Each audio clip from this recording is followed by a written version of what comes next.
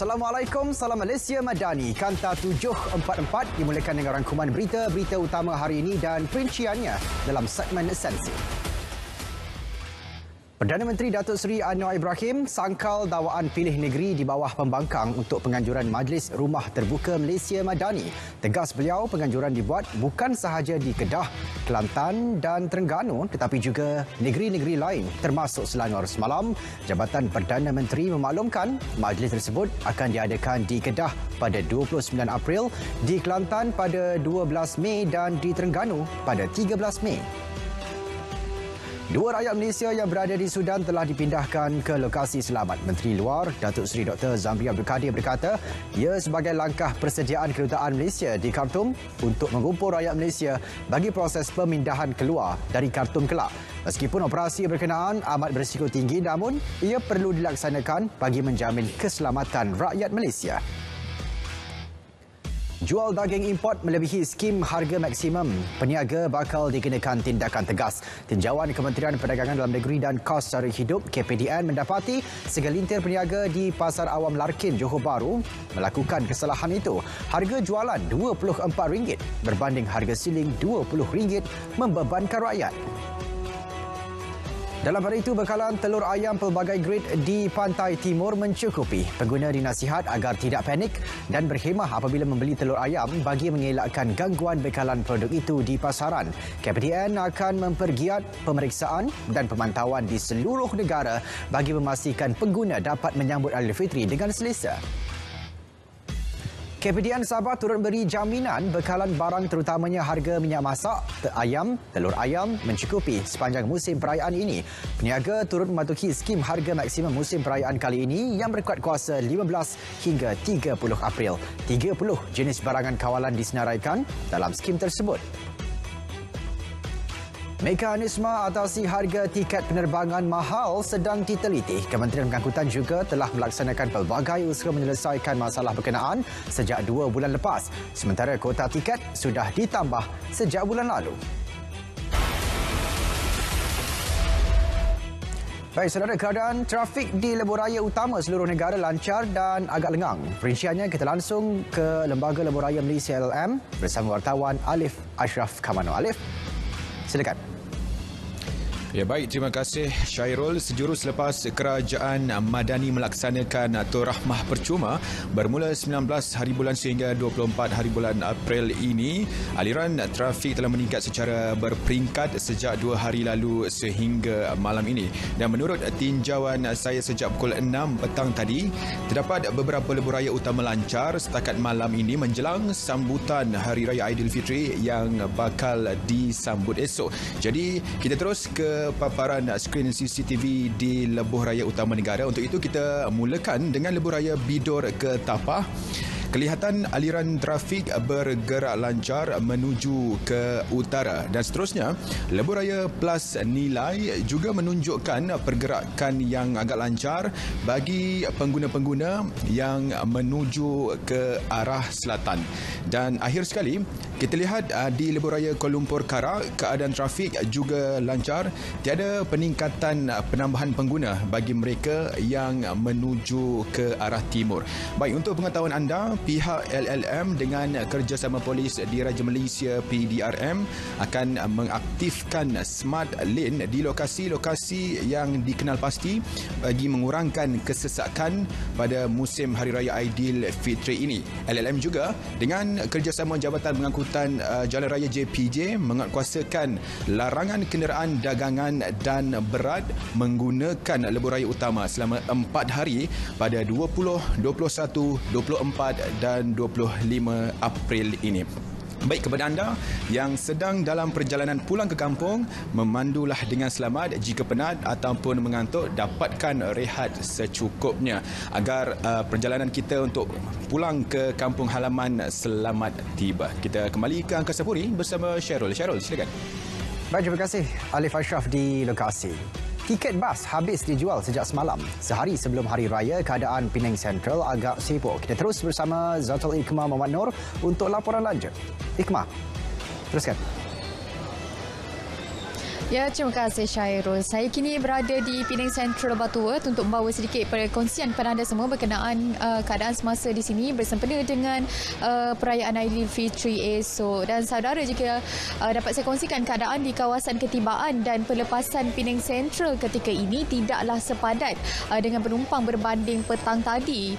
Dan ia menandakan waktu pelepasan bagi bas-bas ekspres antara bandar yang paling dekat adalah kebanyakannya pada jam 6 ke 7 petang tadi, dan ia bermakna rata-rata yang menunggu di sini telah pun menaiki bas mereka menuju ke destinasi masing-masing. Jadi ketika ini, jika anda dapat lihat di belakang saya ketika ini, masih ada lagi penumpang yang sedang menunggu di sini untuk bagi bas yang berlepas pada malam nanti. Bagaimanapun, berdasarkan tinjauan saya sejak tengah hari tadi, rata-rata penumpang lebih banyak membuat perjalanan ke kampung pada bahagian pagi dan malam semalam. Ia mungkin susulan hari kelepasan tambahan yang diumumkan Perdana Menteri yang jatuh pada hari ini. Jadi kebanyakan mereka sudah pun mula bercuti pada hari ini. Jadi, dan saya turut difahamkan tiket bas menghala ke Pantai Timur juga telah habis dijual sejak semalam lagi. Baik, saudara, memandangkan Ketua Polis Pulau Pinang sendiri, iaitu Datuk Muhammad Syaili Muhammad Zain sendiri turut menjangkakan sebanyak 3 juta kenderaan akan memasuki negeri ini sempena Aidilfitri. Jadi langkah menggunakan mod pengangkutan awam ini juga antara salah satu usaha bagi mengurangkan kesesakan jalan raya. Jadi untuk anda yang bercuti di kampung, rancang perjalanan pulang anda dan juga cuti anda dengan baik, dan bagi yang memandu sendiri berhati-hati di jalan raya dan ambil kira juga faktor cuaca bagi memastikan keselamatan bersama. Jadi saya kira setakat itu dahulu. Kembali bersama Syairul, silakan. Baik, terima kasih Ikhmah di Penang Central. Bayar saman PDRM pada kadar RM50. Kadar khas itu boleh dinikmati menerima saman pada 2022 mulai hari ini hingga 21 Mei. Ia membabitkan potongan hingga 86%. Ia meliputi semua saman yang disekat sebelum ini, termasuk saman yang tidak boleh dikompaun dan perlu ke mahkamah. Bagaimanapun, tawaran tidak sah untuk kes saman yang masih melalui proses perbicaraan di mahkamah. Baik, demi mengesan kesalahan jalan raya, 15 dron digunakan di 6 negeri, antaranya di Negeri Sembilan dan Melaka. Selain ibu pejabat JPJ, 120 kawasan hotspot kemalangan di seluruh negara akan dipantau menggunakan dron sedia ada. JPJ tumpu pelaksanaan op motosikal khas di seluruh negara pada musim perayaan Aidilfitri kali ini. Ia bagi mengurangkan kadar kemalangan maut melibatkan kenderaan tersebut. Antara kesalahan menjadi fokus JPJ antaranya kesalahan pelesenan pemandu, pelesenan kenderaan dan kesalahan teknikal. JPJ melihat trend kemalangan maut melibatkan motosikal amat membimbangkan kerajaan.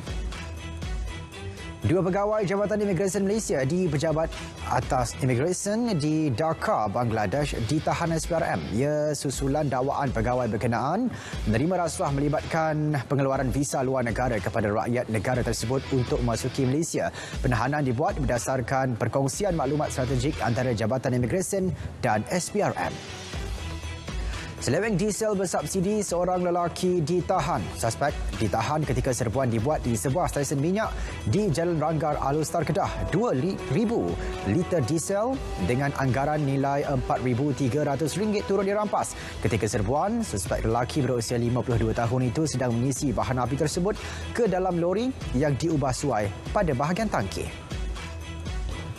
Lelaki maut dalam kemalangan jalan raya di kilometer 19 Jalan Endau, Mersing. Kereta dipandu hilang kawalan semasa melalui selekor dan masuk ke laluan pertentangan sebelum bertembung dengan sebuah lori. Mangsa 47 tahun meninggal dunia di tempat kejadian akibat cedera parah di kepala, manakala pemandu lori mengalami cedera ringan. Kes siasat mengikut Seksyen 41-1 Akta Pengangkutan Jalan 1987. Seorang pekerja hilang maut selepas motosikal ditunggangnya merempuh kenderaan pacuan 4 roda yang keluar secara cuai di sebuah simpang.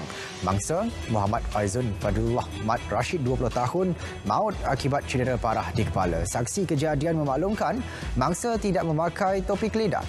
Kes disiasat di bawah Seksyen 41-1 Akta Pengangkutan Jalan APJ 1987. Jorai satu pertandingan kesan khas visual Ultimate VFX Challenge di Los Angeles, Sofian K menerima ucapan tahniah daripada Menteri Komunikasi dan Digital Fahmi Fadzil. Pertandingan tersebut menyaksikan peserta perlu menghasilkan video kesan khas dalam masa 72 jam meliputi cabaran penggambaran dan suntingan. Bakar lemang gunakan tong. Itu kaedah digunakan peniaga lemang magazin Haji Uyub Mat Amin sejak 2014. Ia mampu memenuhi permintaan pelanggan yang meningkat saban tahun selain masih mengekalkan rasa lemang asli yang sedap. Umat Islam di Asia Barat dan Afrika Utara mula menyambut Aidilfitri pada Jumaat. Di Baitul Maqdis, ribuan penduduk berjemaah di Masjid Al-Aqsa. Di Gaza City pula, penduduk menunaikan solat Aidilfitri di pusat bandar. Begitu juga dengan umat Islam di Libya, terutamanya di Benghazi. Ketegangan antara dua kerajaan bertelagah turut dilihat dalam sambutan perayaan. Pihak berkuasa Benghazi mengumumkan Aidilfitri pada Jumaat. Pentadbir di Bandar Tripoli pula mengumumkan sambutan bermula Sabtu. Pasukan Separa Tentera Rapid Support Force RSF Sudan mengumumkan gencatan senjata selama 72 jam bermula 6 pagi waktu tempatan Jumaat sempena Aidilfitri. RSF turut mengesahkan komitmen mereka terhadap gencatan senjata itu. Pertempuran meletus pada Sabtu lalu antara tentera Sudan, SAF dan RSF di Khartoum dan kawasan sekitar. Sudan tidak mempunyai kerajaan yang berfungsi sejak Oktober 2021 selepas tentera memecat kerajaan peralihan pimpinan Perdana Menteri Abdallah Hamdok dan mengisytiharkan darurat. Sementara itu, pergolakan di Sudan boleh menyebabkan berjuta-juta lagi penduduk diancam kelaparan. Program Makanan Sedunia WFP terpaksa menghentikan penghantaran bantuan makanan ke Sudan susulan pergolakan. Setakat ini, 3 petugas WFP terbunuh dan 2 lagi cedera parah akibat pertempuran. Sekurang-kurangnya 10 kenderaan dan 6 trak makanan telah dicuri. Susulan kejadian rempuhan di pusat agihan bantuan di ibu negara Yaman, terkini 78 orang dilaporkan maut dan 139 yang lain cedera, termasuk 13 yang berada di dalam keadaan kritikal. Wanita dan kanak-kanak antara mangsa yang terkorban. 2 peniaga ditahan dan kejadian itu kini dalam siasatan pihak berkuasa. 3 maut dan 4 lagi masih hilang susulan kejadian letupan di sebuah lombong arang batu di Colombia. Pasukan Palang Merah Colombia mengesahkan 3 mayat telah dibawa keluar dan 4 lagi masih terperangkap. Nasib pelombong yang terperangkap masih belum diketahui. 4 pelombong yang lain berjaya diselamatkan. Pelombong menyatakan pihak pengurusan tidak mengendahkan laporan pelepasan gas di dalam lombong sebelum itu. Ahli komuniti orang asli Ashaninka membuat sekatan jalan raya utama di wilayah Amazon Peru. Mereka menuntut jawapan daripada kerajaan selepas salah seorang pemimpin mereka, Santiago Contoricon, dibunuh. Puak Ashaninka berkata dia dibunuh oleh pengedar dadah kerana menentang penanaman koka di wilayah itu. Kapal angkasa SpaceX yang sedang dalam ujian pelancaran meletup selepas beberapa minit ia dilancarkan di Texas, Amerika Syarikat. Roket Super Heavy yang membawa kapal angkasa berkenaan terhempas di Teluk Mexico. Syarikat milik bilioner Elon Musk meletakkan sasaran untuk melancarkan roket Starship sepanjang 120 meter itu dalam satu pengembaraan mengelilingi bumi. Roket berkenaan bagaimanapun tidak membawa sebarang penumpang dan peralatan satelit. Phuket, daerah Bang Na di Bangkok dan di Laem Chabang di Chonburi di Thailand dijangka dilanda cuaca paling panas dengan indeks haba diramalkan melebihi 54 darjah Celsius. Jabatan Meteorologi Thailand mengeluarkan amaran suhu tinggi. Pendedahan berpanjangan kepada haba boleh menyebabkan strok haba atau strok matahari. Cuaca panas terik di Thailand dijangka berterusan sehingga Rabu depan kerana suhu boleh mencecah 44 darjah Celsius di wilayah utara. Sitos Digital Berhad akan mengeluarkan lebih banyak produk penyelesaian digital khusus bagi perusahaan kecil dan sederhana (PKS). Antaranya platform data dan analitik yang memudahkan pengumpulan maklumat serta pencegahan penipuan dalam talian. Sitos juga berhasrat memperkasa lebih individu dan sektor perniagaan kepada akses pelaporan kredit. Persatuan Kontraktor Binaan Malaysia MBAM mengalu-alukan kerjasama kerajaan dan Persatuan Simen dan Konkrit Malaysia dalam menawarkan harga simen pada kadar berpatutan. Tawaran itu memberi manfaat kepada kumpulan M40 dan B40. Selain itu, skim Simen Rahmah tidak akan menjejaskan industri pembinaan secara amnya. MBAM berharap semua harga bahan binaan akan kekal stabil untuk memastikan industri pembinaan kekal relevan. Saudara, paparan itu mengakhiri Kanta 744. Menyusul selepas ini berita perdana bersama Ivan Toh dan Margaret Gambang untuk paparan lebih komprehensif. Selamat menyambut Hari Raya Aidilfitri. Minal Adil wal Faizin dan Salam Malaysia Madani.